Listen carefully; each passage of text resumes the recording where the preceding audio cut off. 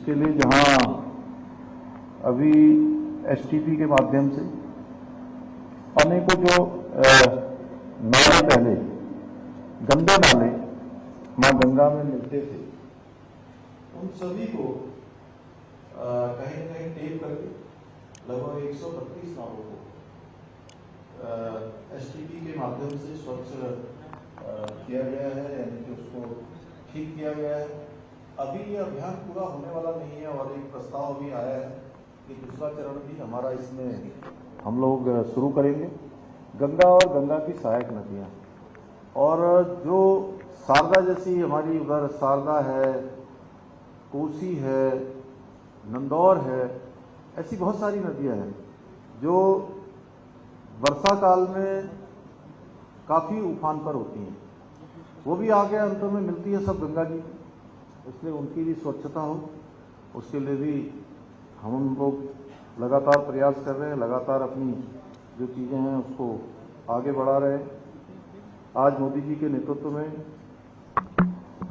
गंगा को निर्मल और स्वच्छ बनाने के लिए जो पहली बार ये अभियान देश के अंदर चलाया गया और 20,000 करोड़ का एक फंड बनाया गया।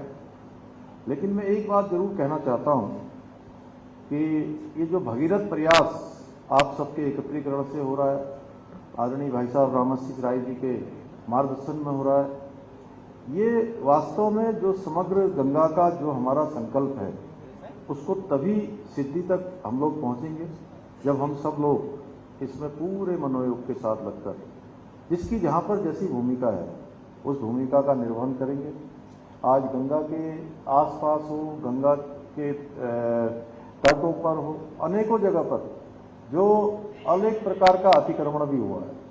हमने तय किया है कि उत्तराखंड के अंदर जो लैंड जिहाद के नाम पर, मजार जिहाद के नाम पर, उसको हम किसी कीमत पर नहीं होने देंगे, उसको हर कीमत पर हम रोकेंगे। और हमने 1000 ऐसे स्थान चिन्हित किए हैं जहाँ पर इस प्रकार का अतिक्रमण हुआ है और उसको अतिक्रमण को हटाने का हमने ये अभियान प्रारंभ कर दिया है। सैकड़ों जगह पर अभी तक ऐसे स्थान भी मिले हैं जहाँ पर नीचे सामने ऊपर से तो मजार है लेकिन उसके नीचे कोई अवशेष नहीं है। सैकड़ों स्थानों पर जहाँ पर भी जो है ये चलाया गया है। 1000 से भी ज्यादा स्थान अभी तक चिन्हित कर रहे हैं और हम रुकने वाले नहीं है किसी भी कीमत पर। हमने कहा है कि उत्तराखंड के अंदर जहाँ से गंगा जी निकलती हैं, यमुना जी निकलती हैं, ये देवभूमि है। 2-2 अंतर्राष्ट्रीय सीमाओं से लगा हुआ ये प्रदेश है, वनों से आच्छादित है, नदियों से आच्छादित है, पर्वतों से आच्छादित है और मैं कहूँ कि देवों की पूरी कृपा चारों तरफ इस देवभूमि पर है। इस देवभूमि के अंदर धर्म की, संस्कृति की, अध्यात्म की, इसका जो मूल स्वरूप है वो स्वरूप बना रहना चाहिए। उस मूल स्वरूप को बना रहने के लिए हमारा प्रयास सरकार के स्तर पर निरंतर जारी रहेगा। हमने कहा है कि जितने भी ऐसे स्थान बनाने वाले लोग हैं जिन्होंने इनको कहीं न कहीं किसी पीछे रहकर इसको आगे करने का काम किया है, अतिक्रमण का काम किया है और कहीं न कहीं कब्जा करने का काम किया है, वो स्वतः ही इसको हटा लें, अन्यथा हम उसको हटाने पर बाध्य होंगे, हटाने पर मजबूर होंगे और प्रशासन उसको विधि पूर्वक हटाएगा। उसमें हम बिल्कुल भी रुकने वाले नहीं, बिल्कुल हम थमने वाले नहीं, कहीं पर हम नहीं रुकने वाले हैं। तो ये काम हमारा अनवरत रूप से जारी रहेगा। मैं आज के अवसर पर चूँकि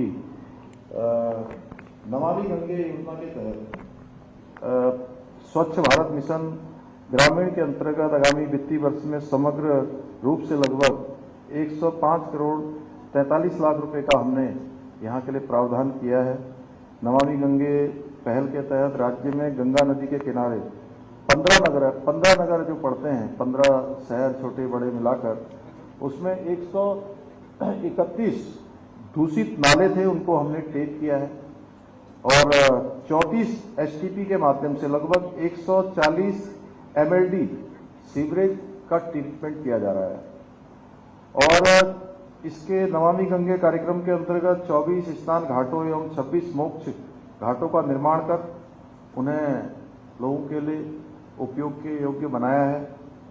और साथ ही साथ गंगा के जो कैचमेंट क्षेत्रों में गंगा वाटिका 30 बायोडाइवर्सिटी पार्क एवं नर्सरियों को विकसित किया जा रहा है।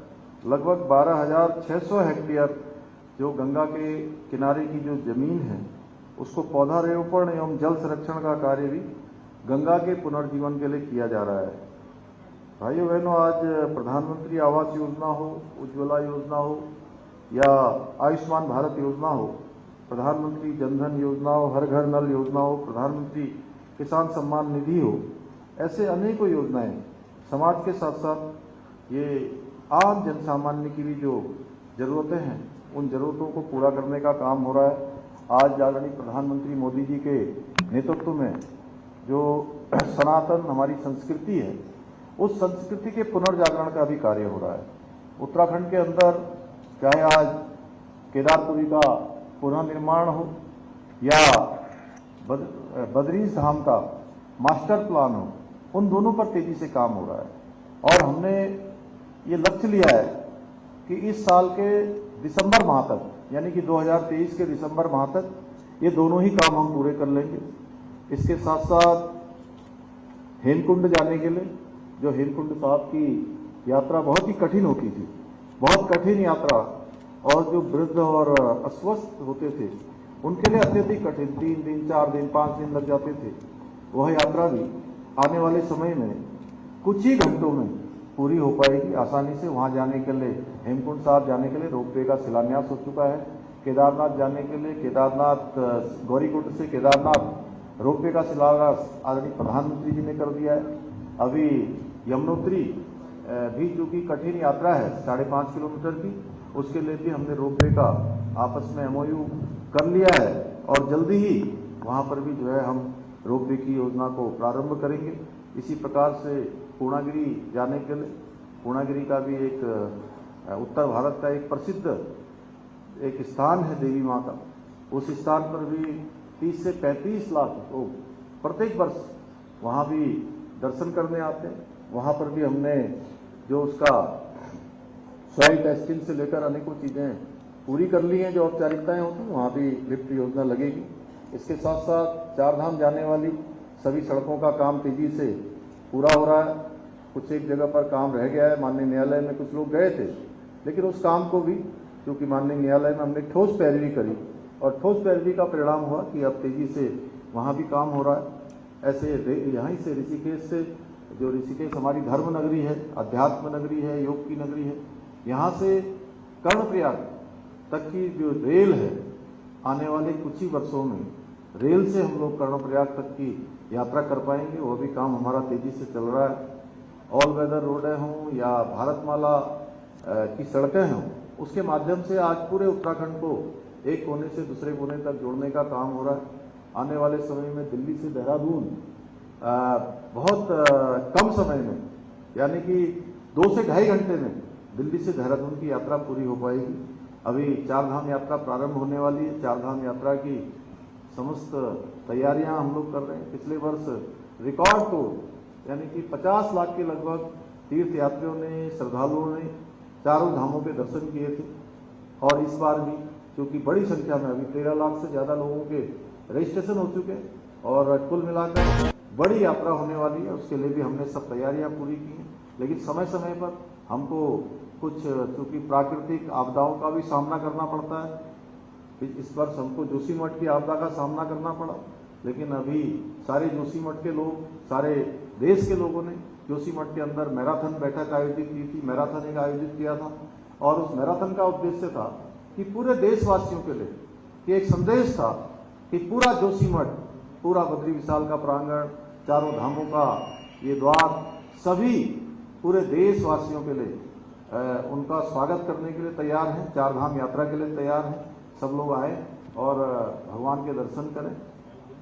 एक इस अवसर पर मैं ये भी कहना चाहता हूँ कि हमने क्योंकि इन आपदाओं से, इन सब आने वाली होने वाली घटनाओं से कहीं न कहीं एक प्रकार से ये हमारे लिए आगे के लिए सबक भी है कि हम जो विकास के काम करें, वो विकास के काम हमारे इकोलॉजी और इकोनॉमी दोनों को ध्यान में रखते हुए, दोनों का आपस में संतुलन बनाते हुए उन कामों को आगे बढ़ाएंगे और देवभूमि का मूल स्वरूप बना रहे, उसके लिए निरंतरता से, जिस प्रकार से आप लोग माँ गंगा के इस भगीरथ अभियान में, इस पुनीत कार्य में लगे हुए, उसी प्रकार से राज्य की सरकार भी यहाँ की जनभावनाओं के अनुरूप, चाहे समान नागरिक संहिता का कानून बनाना हो, चाहे यहाँ पर कठोर धर्मांतरण का कानून बनाना हो, या हमारे नौजवान युवाओं के यहाँ पर नकल विरोधी कानून बनाना हो, या साल के अंदर 3 सिलेंडर सभी अंत्योदय के कार्ड धारकों को देना हो, इन सभी क्षेत्रों में हम काम कर रहे हैं। मैं आज के इस अवसर पर आप सभी को बहुत शुभकामनाएं देते हुए और बधाई देते हुए